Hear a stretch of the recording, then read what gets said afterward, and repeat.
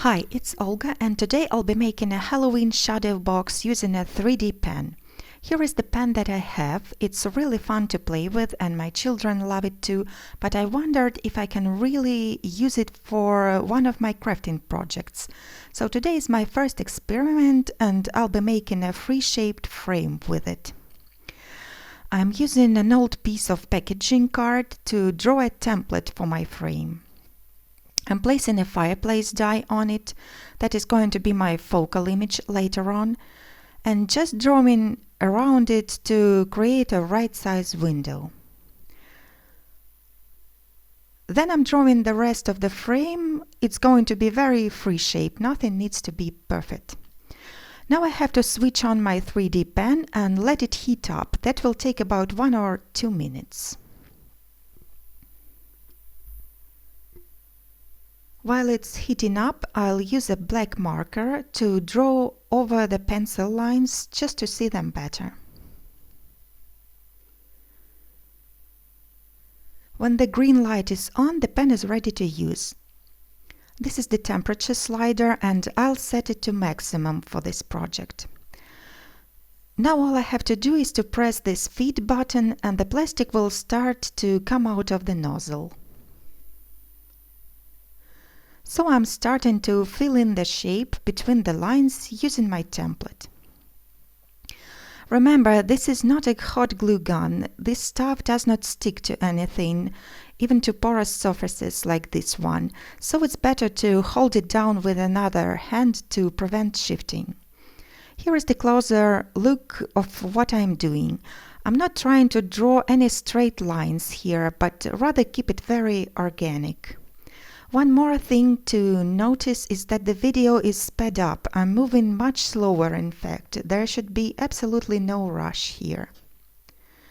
The plastic cools down and stiffens really quickly, in a matter of seconds, and that is what makes this pen so unique.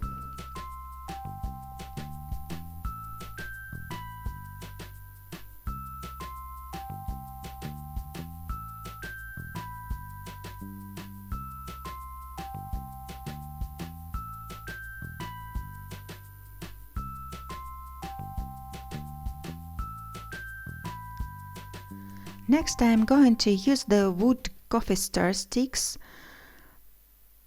to continue building my shadow box. I'm coloring them with the walnut stain distress stain. Now I'll use the hot glue and some small pieces of those sticks to make a little shelf.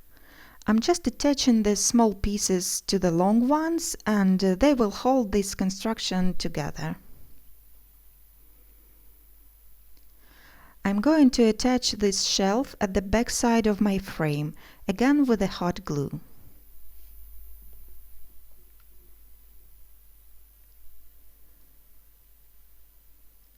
Next, I'm starting to build up layer after layer of plastic lines to finish up the walls of my shadow box.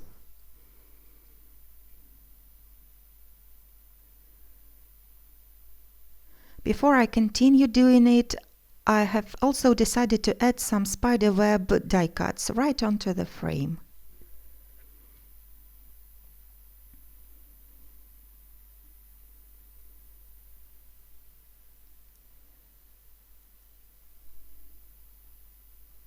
Here is one window ready and now I can move on to the other ones.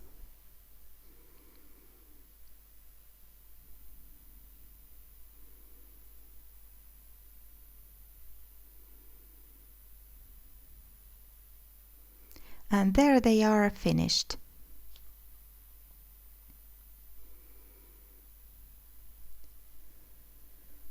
Now I'm going to prepare a backdrop, so I'm cutting out the cardboard template.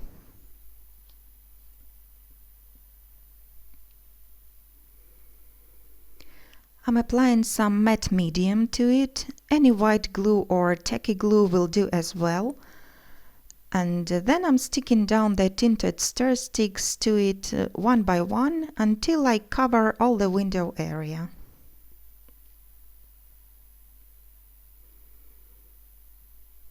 Next, I'm applying some hot glue to the edges of of the walls and sticking the frame onto the backdrop, pressing it firmly.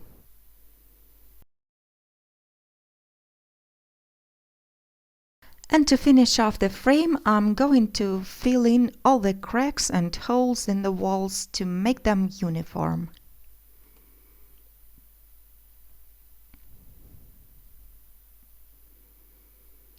Now I'll be creating the stuff to fill my box, and to start with, I'm making some labels for the jars in Witch's cupboard, using a superfine permanent pen, some craft paper and a pair of scissors.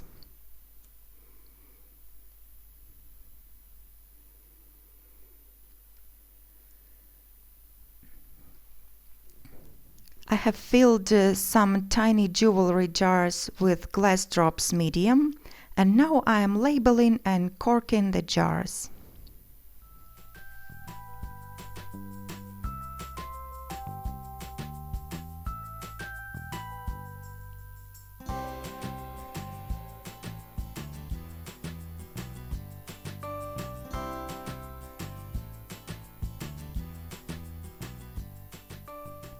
A dot of hot glue will hold each jar on a little shelf.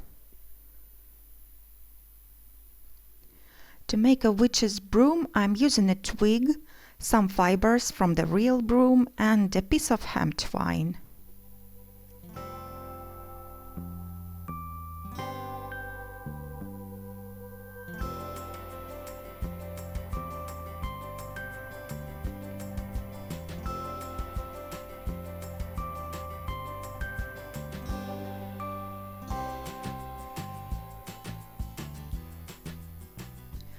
The broom will have its own display window to live in.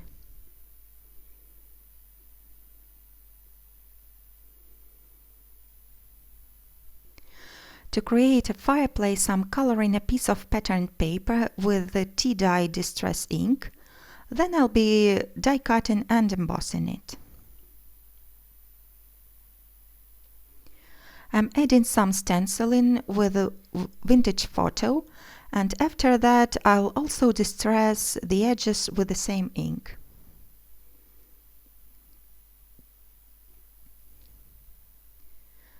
I've die cut the same fireplace twice out of black craft foam, and now I'm layering the die cuts using glossy accents as a glue.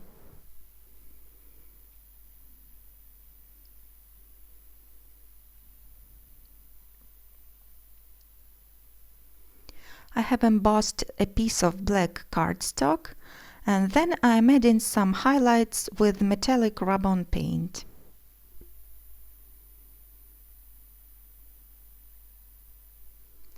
And this will be the inside of my fireplace.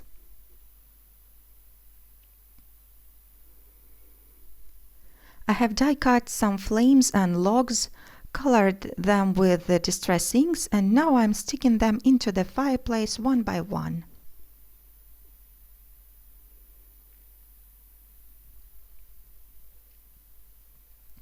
Now it's time to attach it inside the largest display window.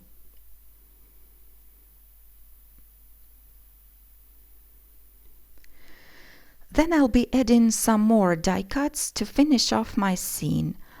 I will be layering several pieces of black foam behind the image whenever I want to make it pop.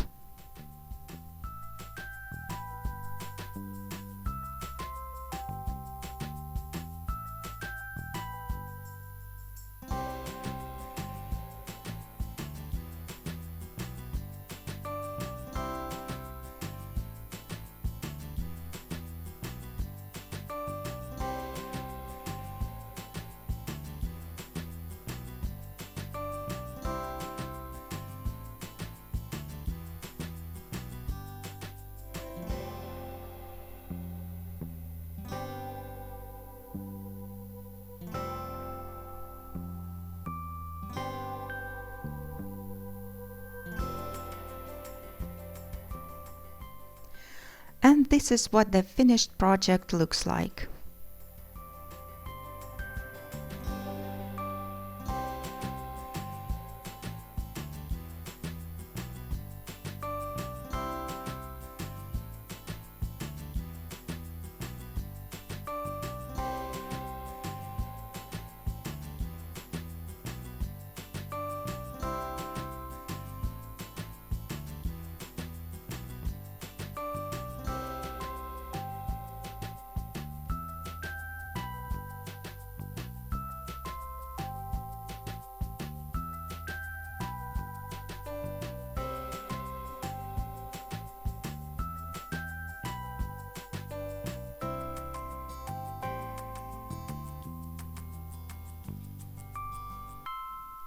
Here are some more recent Halloween tutorials, and below is the link to the supply list. Thank you for watching, and I hope to see you next time.